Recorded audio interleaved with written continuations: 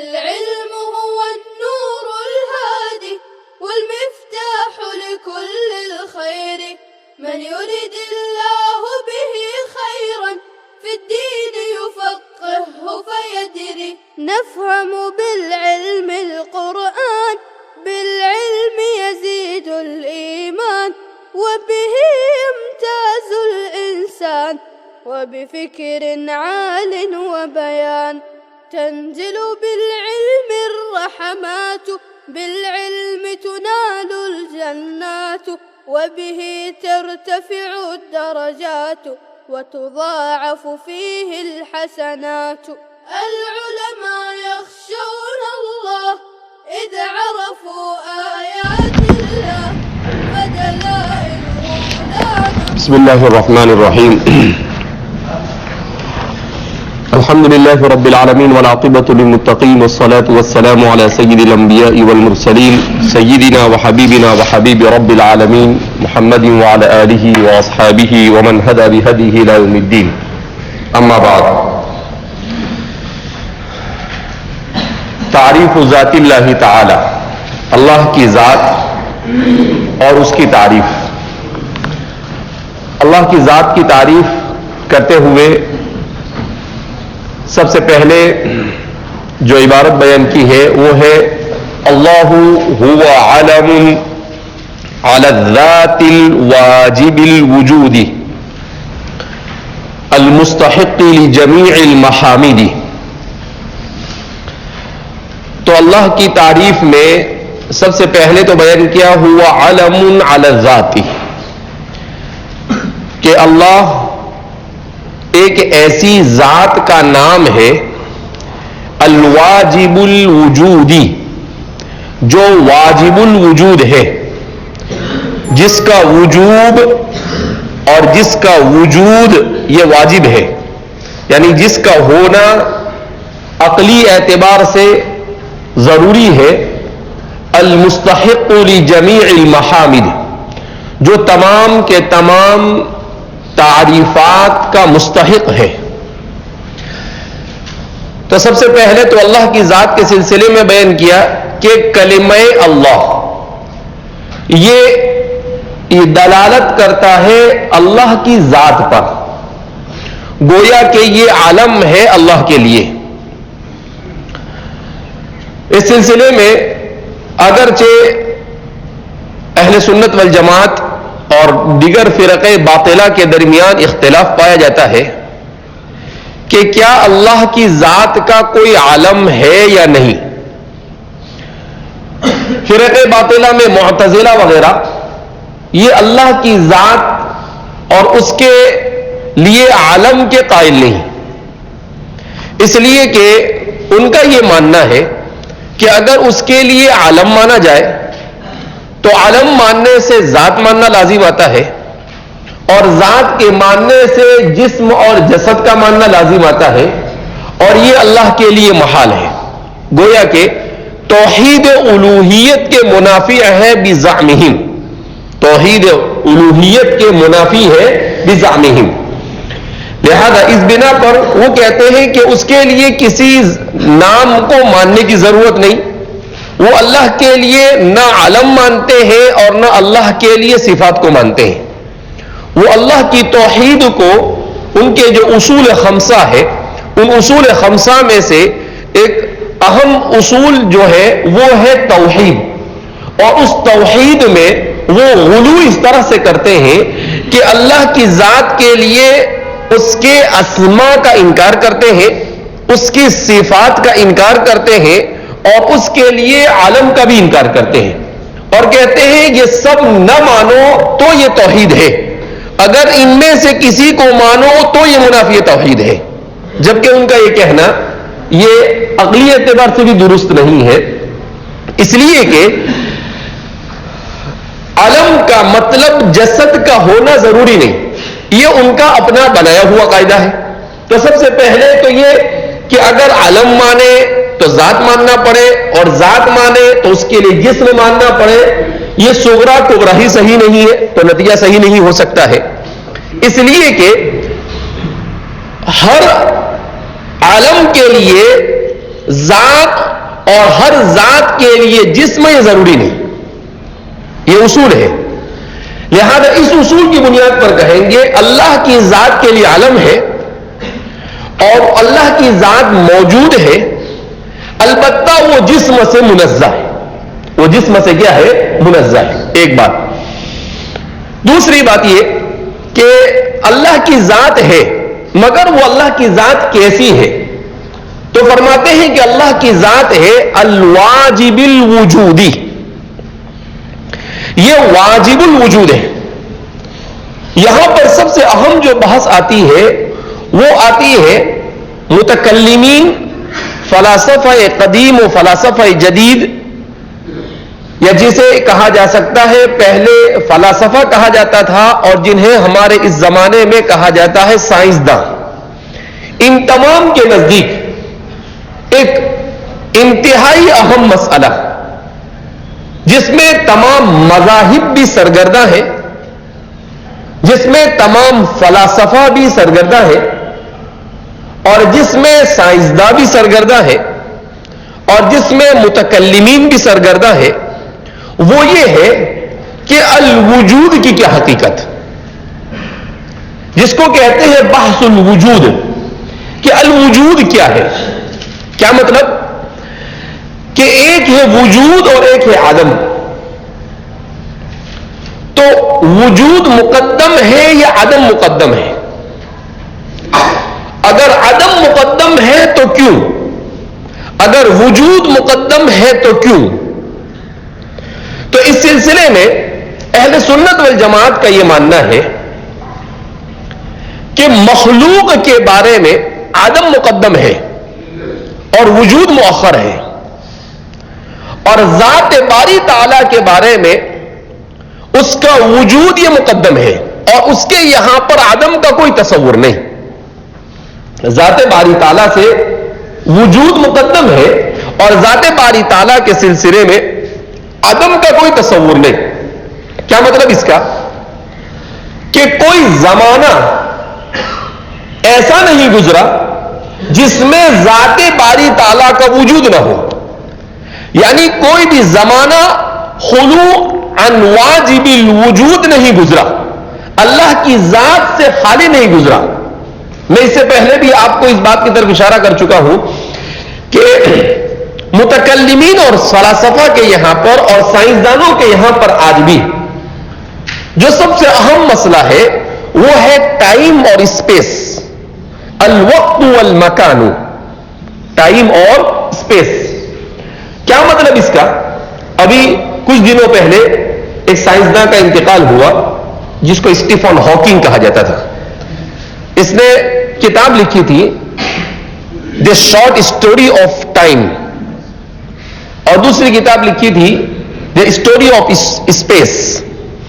تو ان سب کتاب یعنی یہ بات ثابت کر رہا ہوں کہ اب تک کے فلاسفہ اور عقلی میدان کے جتنے بھی گھوڑے دوڑانے والے ہیں یہ سب اسی مسئلے میں الجھے ہوئے ہیں کہ اسپیس کیا ہے, کب سے ہے, کب وجود میں آیا, عدم سے وجود میں آیا, مصادفے سے وجود میں آیا, تخلیق سے وجود میں آیا, ارتقاء سے وجود میں آیا, یا کیا؟ کیونکہ جہاں اسپیس ہے تو اسپیس یہ ایک حادث چیز ہے, یعنی مکان یہ کیا ہے؟ حادث ہے, اور ہر حادث کے لیے اس کے کسی عدم سے وجود میں آنا ضروری ہے, اور جب اس کے عدم سے وجود میں آنا ضروری ہے تو اس کے لیے کسی موجد کا ہونا ضروری ہے, اس کے لیے کسی موجد کا ہونا ضروری ہے. لہذا اس بنا پر لفظ وجود کے سلسلے میں متکلمین اور تمام کے تمام لوگ سرگردہ ہیں. ابھی ہمارے اس زمانے میں جو اسلام کا دفاع کرنے والے ہیں ان میں ہمارے ایک دوست ہیں دکتور سامی العامری. تو سامی عامری نے بہت اچھی اچھی کتابیں لکھی ہیں. ان کی ایک کتاب ہے براہین وجود اللہ, براہین وجود اللہ, اللہ کے وجود پر دلائل. یہ کتاب ابھی چھپی ہے. ابھی 1 سال پہلے جب میں کویت میں تھا تو ہمارے ایک دوست کے پاس ایسے رکھی ہوئی تھی, 2 سال پہلے چھپی ہے. تو میں نے ان سے کہا کہ بھئی کتاب بڑی اچھی ہے، میں لے سکتا ہوں؟ تو انہوں نے کہا کہ بالکل، آپ ایک نہیں، آپ کو اور اگر نسخے چاہیے تو وہ بھی ہم دے سکتے ہیں۔ تو میں نے اس کتاب کو پڑھا، میں 2-3 دن سے ڈھونڈ رہا تھا، لیکن کل الحمدللہ میرے کتب خانے میں مجھے مل گئی۔ تو اس کتاب میں انہوں نے وجود سے متعلق ایک اہم بات یہ بیان کی ہے کہ اس زمانے کے مشہور سائنسدانوں میں سے ایک سائنسداں جس کا نام ہے ڈاکنز، جس کا نام کیا ہے؟ ڈاکنز، کیونکہ یہ اصل میں چاہ رہا تھا کہ اس کو اس کے اوپر تیار کرے گا، انشاءاللہ کل آپ کو اس کے نام وغیرہ کے ساتھ اس میں بتائیں گے ہم۔ تو کیا بیان کیا اس نے کہ السؤال المتعلق بوجود خالق فوق طبيعي إله واحد من أهم الأسئلة التي علينا أن نجيب عنها۔ کیا کہتا ہے یہ کہ خالق کے وجود سے متعلق، ایک ایسے خالق کے وجود سے متعلق جو نیچر اور فطرت سے مافوق ہو، جو الہ ہونے کی اپنے اندر صلاحیت رکھتا ہو، کہا اس سے متعلق سوال یہ انسان کے ذہن میں گھومنے والے اہم ترین سوالوں میں سے ایک سوال ہے جس کا جواب دینا تمام پڑھے لکھے لوگوں پر واجب اور ضروری ہے۔ کیا کہتا ہے؟ السؤال المتعلق بوجود خالق فوق طبيعي إله واحد من أهم الأسئلة التي علينا أن نجيب عنها۔ کہا کہ یہ ضروری ہے کہ انسان کی فطرت اور طبیعت میں رب ذوالجلال نے کچھ ایسی چیزیں وضعیت کی ہے کہ وہ چیزیں اس بات کی متقاضی ہے کہ انسان وجود خالق، ایک ایسی ہستی کے تصور کے بارے میں اپنے آپ کو مطمئن کر سکے۔ لیطمئن قلبی، شیخ نے اس کا عنوان ہی دیا ہے، لیطمئن قلبی، کہا کہ اپنے قلب کو مطمئن کر سکے تو اس کے لیے ایک مافوق الفطرت ذات کے وجود کو تسلیم کرنا اور اس سلسلے میں اپنے ذہن و دماغ کو مطمئن کرنا، یہ انسان کی اہم ترین ضرورتوں میں سے ایک ضرورت ہے۔ یہ انسان کی اہم ترین ضرورتوں میں سے ایک ضرورت ہے۔ آج جس دنیا میں ہم جی رہے ہیں، یہ دنیا بے چینی کا شکار ہے۔ کیوں؟ اس لیے کہ اس دنیا میں انسان کے لیے مادی وسائل کی بہتات ہے۔ انسان کے اپنے جسم کی راحت پہنچانے کے لیے جن چیزوں کی ضرورت ہے وہ چیزیں بے شمار انسان کے لیے پائی جاتی ہیں، مگر اس کے باوجود بھی انسان کو اطمینان حاصل نہیں۔ دنیا میں سب سے زیادہ لوگ ڈپریشن کا شکار ہیں۔ ڈپریشن کا مطلب کیا ہوتا ہے؟ الضغوط النفسی جس کو کہتے ہیں، اس کا مطلب کیا ہوتا ہے کہ اکثر و بیشتر انسان یہ ٹینشن میں زندگی گزار رہے ہیں۔ اس لیے کہ جس تعلیم کو دنیا میں میڈیا کے ذریعے سے اور سسٹم آف ایجوکیشن کے ذریعے سے عام کیا گیا ہے، اس تعلیم کا پورا کے پورا مدار یہ مادیت پر ہے اور جس کو روحانیت سے کاٹ دیا گیا ہے۔ اب جب اس کو روحانیت سے کاٹ دیا گیا، جو انسان کا ایک اہم ترین عنصر ہے، تو ظاہر سی بات ہے کہ انسان اپنی تمام راحتوں کے باوجود بے اطمینانی کا شکار ہے۔ اسی لیے المجتمع ایک مجلہ ہے جو عالم اسلام کے مقبول مجلوں میں سے عربی زبان میں ہے، کویت سے شائع ہوتا ہے۔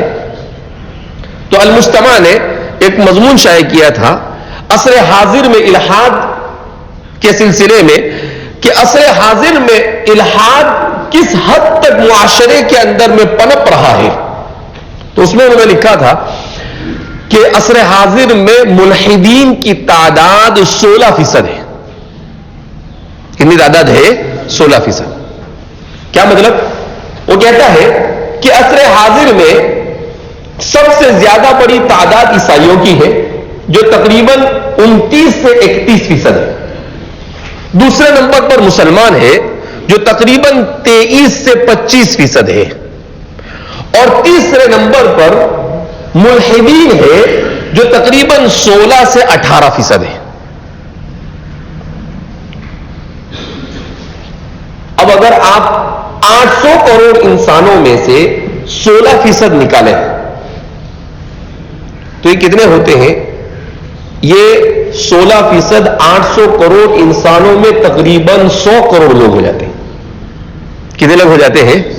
100 کروڑ لوگ. 100 کروڑ یعنی 1000 ملین. 100 کروڑ کا مطلب کتنا ہوتا ہے؟ 1000 ملین. تو 1000 ملین وہ لوگ ہیں جو الحاد اور بے دینی کا شکار ہے.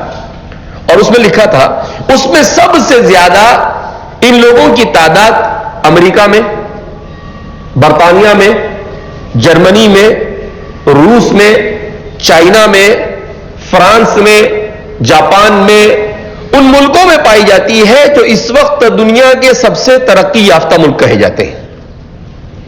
دنیا کے سب سے زیادہ ترقی یافتہ ملک کہے جاتے ہیں. اس کے بعد دوسری رپورٹ اس سلسلے میں یہ ہے کہ ان دنیا کے سب سے زیادہ ترقی یافتہ ملکوں میں سب سے زیادہ لوگ خودکشی کا شکار ہے. کیوں؟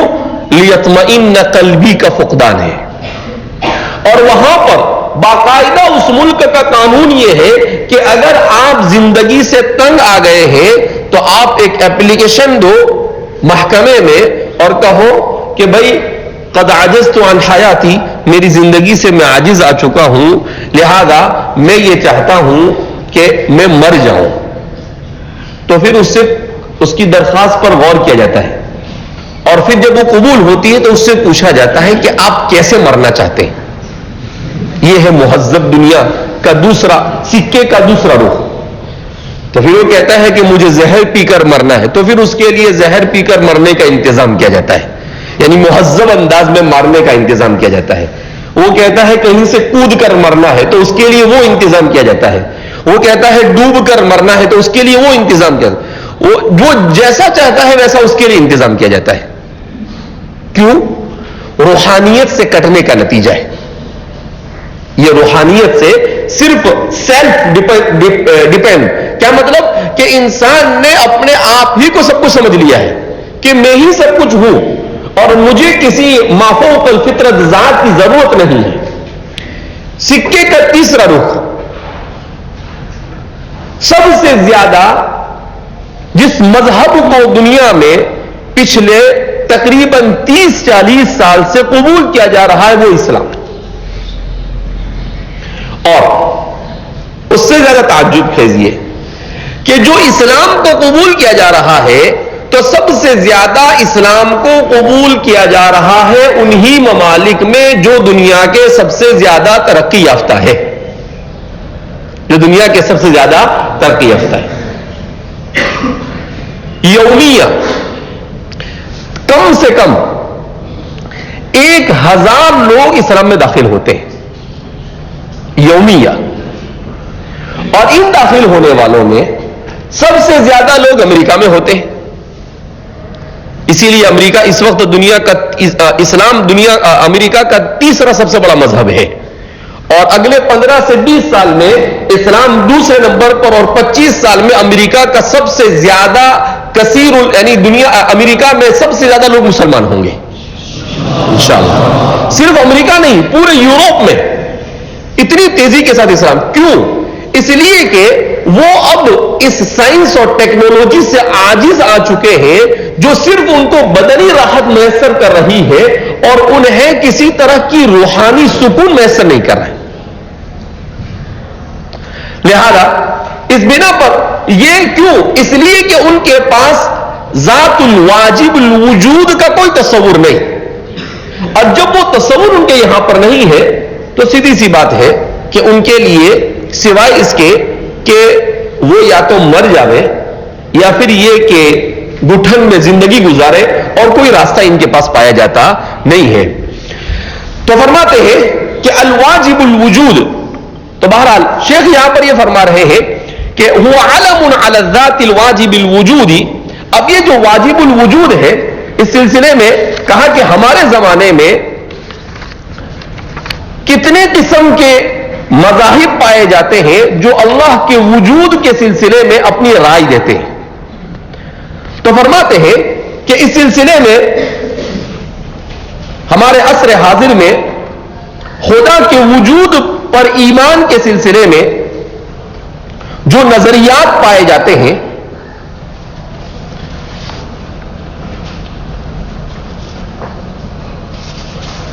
وہ تقریباً 6 ہیں.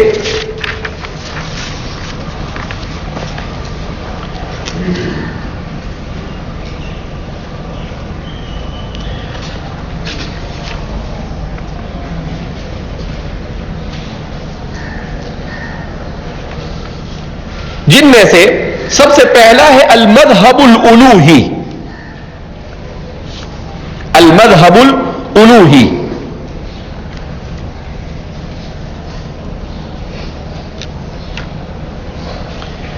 جس کو انگلش میں کہا جاتا ہے تھیزم. انگلش میں کہا جاتا ہے تھیزم, THEISM.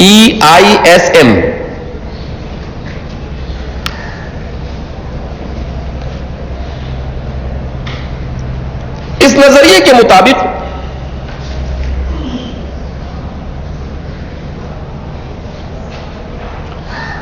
تمام قابل مشاہدہ مظاہر جتنی بھی چیزیں انسان کو نظر آ رہی ہے ایک سپریم طاقت پر منحصر ہے. ایک ایسی طاقت جو ان سب کے اوپر سب سے اہم ہے, اس سپریم طاقت کے اوپر منحصر ہے. البتہ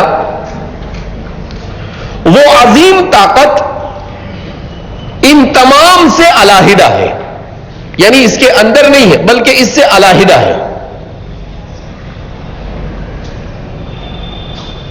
اس کے مطابق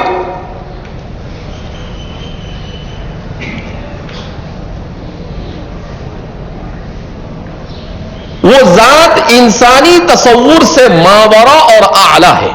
وہ ذات انسانی تصور سے ماورا اور اعلی ہے.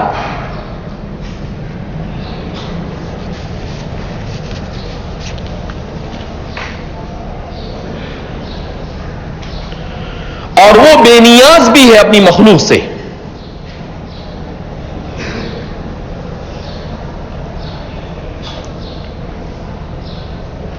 اور وہی ذات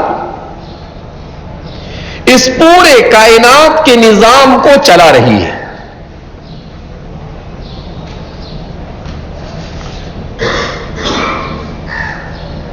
اسے اردو میں خدا پرستی کا نظریہ کہا جاتا ہے.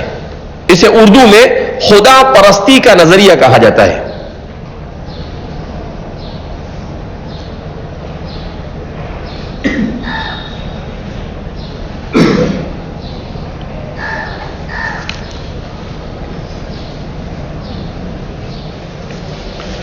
دوسرا نظریہ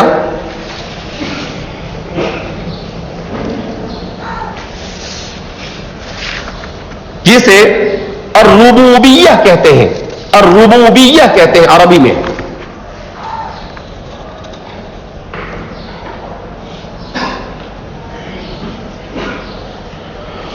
اور انگریزی میں جسے ڈیزم کہا جاتا ہے, DEISM, ڈیزم کہا جاتا ہے.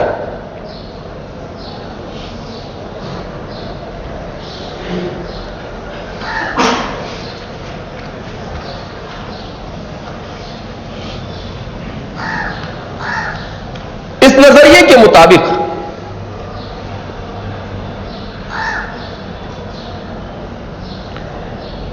عقلی دلائل کی بنیاد پر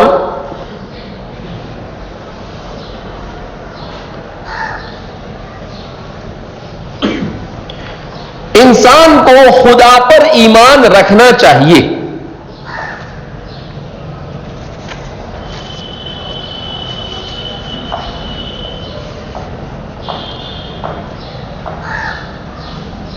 سلسلے میں اسے کسی مذہب کی تعلیم کی ضرورت نہیں، اس سلسلے میں اسے کسی مذہب کی تعلیم کی ضرورت نہیں ہے۔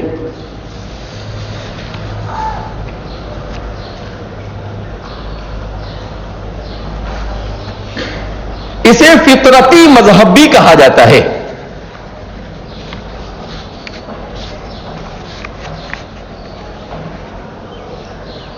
جو برطانیہ میں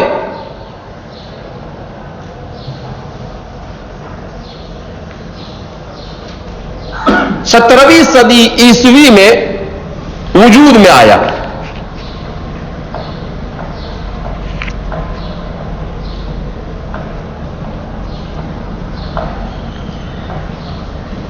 اس کے پیروکاروں کا موقف یہ ہے، اس مذہب کے ماننے والوں کا موقف یہ ہے کہ محض انسانی عقل سے فطرت میں خدا کے وجود کے ثبوت کو حاصل کیا جا سکتا ہے۔ محض انسانی عقل سے فطرت میں، نیچر اور فطرت اور طبیعت میں خدا کے وجود کے ثبوت کو حاصل کیا جا سکتا ہے۔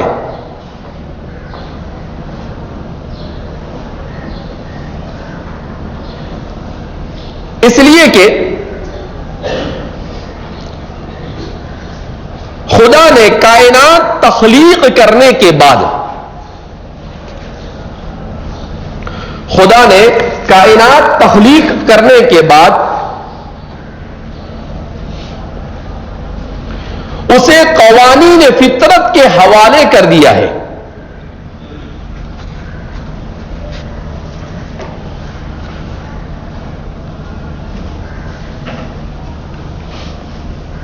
لہذا یہ نظام اب انہی فطرتی قوانین کے بلبوتے پر جاری و ساری ہے، لہذا یہ نظام انہی فطرتی قوانین کے بلبوتے پر جاری و ساری ہے۔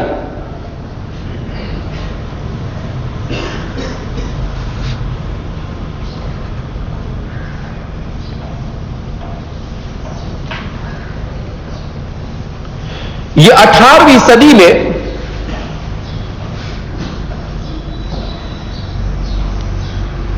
یورپ کا سب سے مقبول مذہب رہا، نظریہ رہا۔ یہ 18ویں صدی میں یورپ کا سب سے مقبول نظریہ رہا۔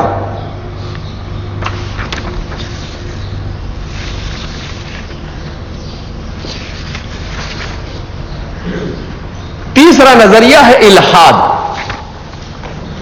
جسے ایتھیزم کہا جاتا ہے۔ الحاد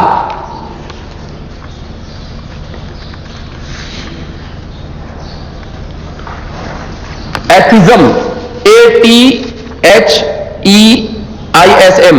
ایتھیزم۔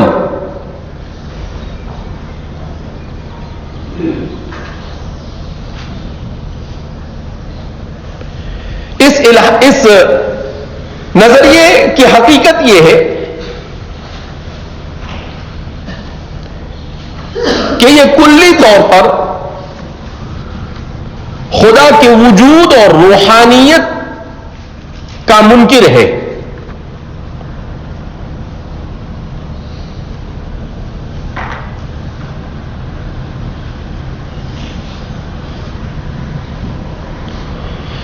یہ مذہب عام طور پر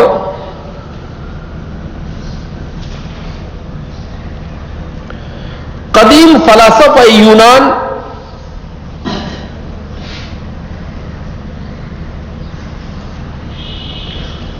اور جدید دور میں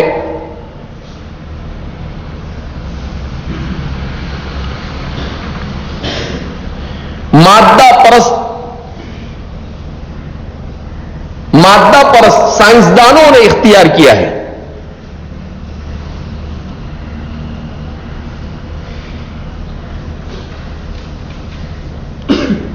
18ویں صدی میں ڈیوڈ ہیوم، 18ویں صدی میں ڈیوڈ ہیوم اور کانٹ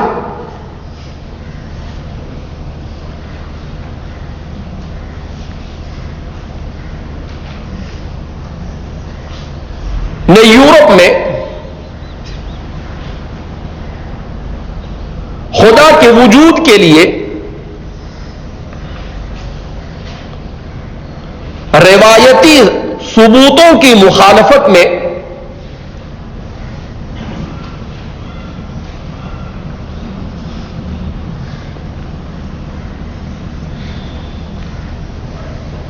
سائنسی دلائل پیش کیے،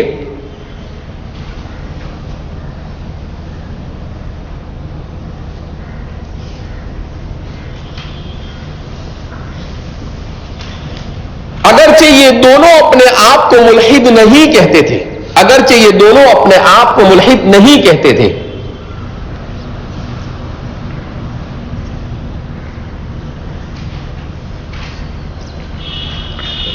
مگر در حقیقت دور جدید میں الحاد کے بانی یہی ہے، مگر در حقیقت دور جدید میں الحاد کے بانی یہی ہے۔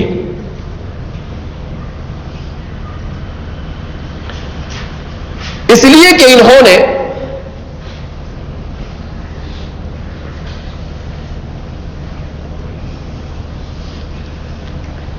خدا پر عقیدے کو محض ایک رسمی طور و طریق میں محدود کر دیا، اس لیے کہ انہوں نے خدا پر عقیدے کو محض ایک رسم کے اندر محدود کر دیا۔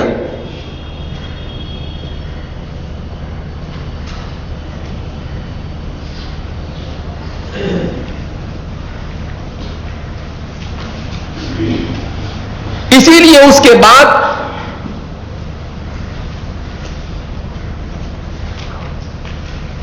بہت سے سائنسدانوں نے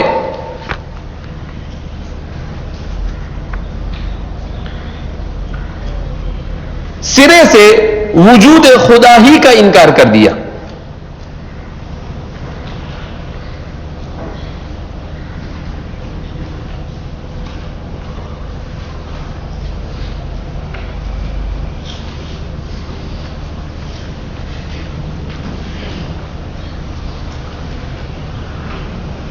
روس کا مشہور فلسفی اور سائنسداں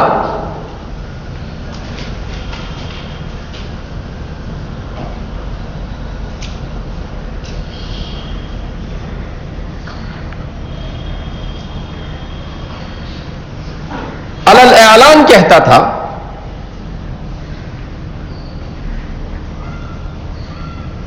کہ اعوذ باللہ خدا مر چکا ہے۔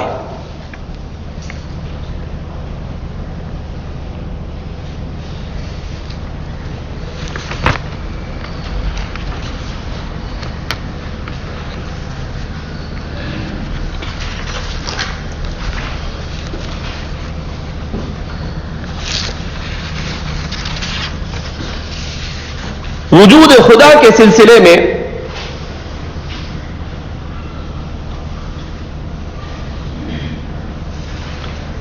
تیسرا نظریہ، چوتھا نظریہ،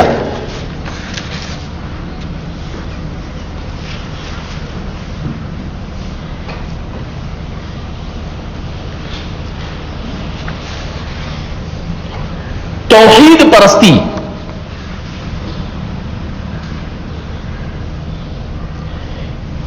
یعنی صرف ایک خدا کو تسلیم کرنا۔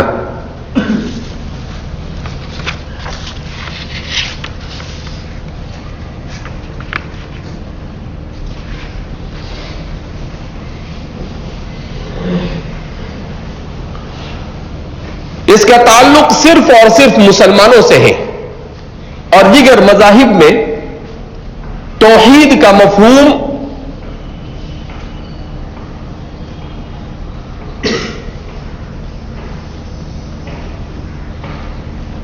شرک کے ساتھ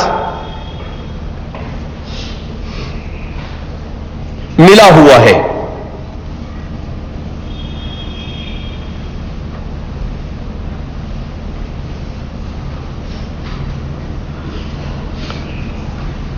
اسے انگریزی میں مونوتھیزم کہا جاتا ہے، MONOTHEISM،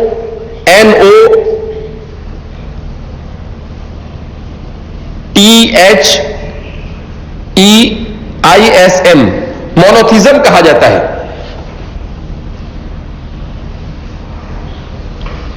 اس نظریے کے مطابق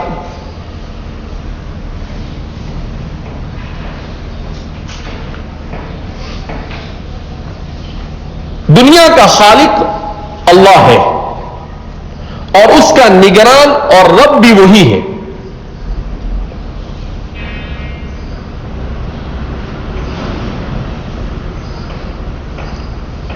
ہر کلی اور جزئی اس کے منشے کے مطابق کام کرتی ہے.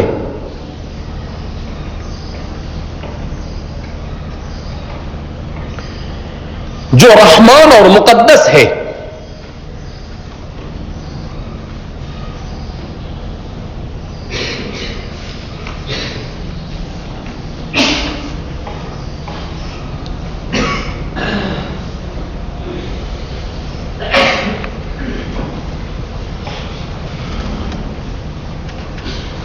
اور پانچواں مذہب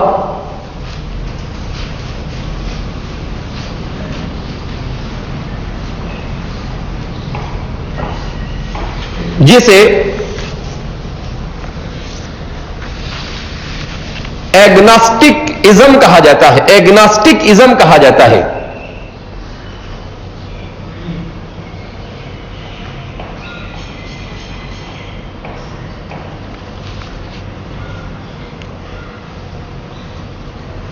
اس نظریے کے مطابق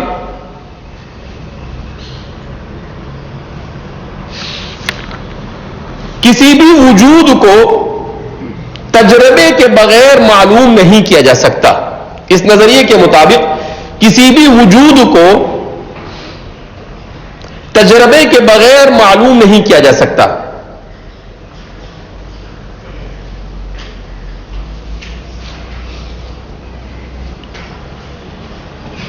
اسے اردو زبان میں تشکیکی نظریہ کہا جاتا ہے.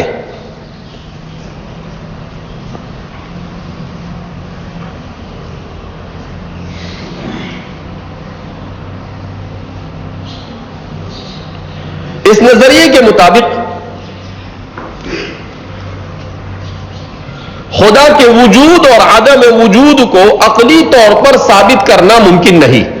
اس نظریے کے مطابق خدا کے وجود اور عدم وجود کو عقلی طور پر ثابت کرنا ممکن نہیں.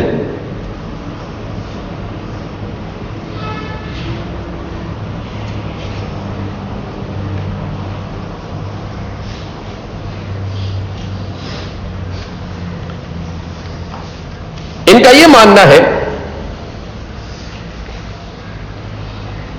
کہ ناکافی ثبوت اور دلائل کی وجہ سے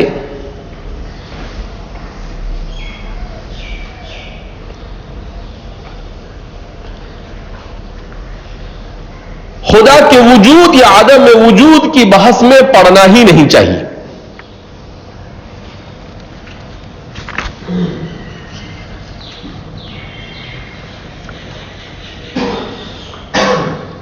نہ اس کا انکار کرنا چاہیے اور نہ اسے تسلیم کرنا چاہیے.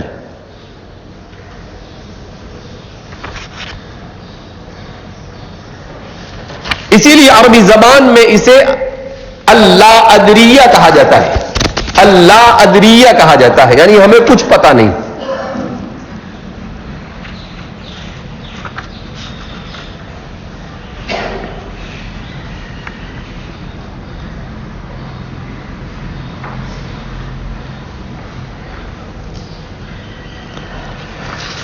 تو یہ اللہ کے وجود کے سلسلے میں عصر حاضر میں جو مذاہب اور جو چیزیں رائج ہیں, چونکہ الواجب الوجود کا تذکرہ آیا اور عام طور پر ہمارے یہاں پر ان چیزوں سے بحث نہیں کی جاتی.